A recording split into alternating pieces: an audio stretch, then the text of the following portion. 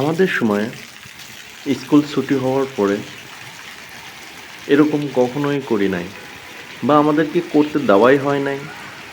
যে বৃষ্টি হচ্ছে, স্কুল ছুটি হয়ে গেছে, ভিজতে ভিজতে বাসায় যাই।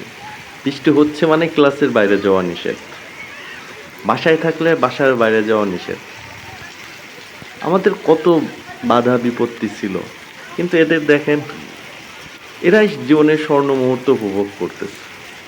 ওরা জানেই না যে ভবিষ্যতে এই জীবনটা আর ফিরে পাবে না, এই সময়টা আর কখনোই ফিরে পাবে না। আমরা এখন চাইলেও ওইখানে ফিরে যেতে পারবো না। খুব ইচ্ছে করে ফিরে যাই, কিন্তু ফিরে যেতে পারতেছি না।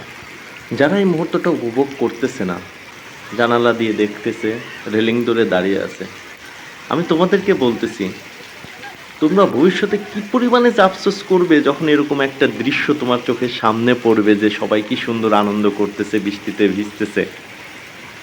তোমার চোখের কোণে হয়তো পানিই চলে আসবে যে আমার বন্ধুরা কত আনন্দ করছে, কিন্তু আমি করি নাই, রেলিং ধরে দাঁড়িয়েছিলাম।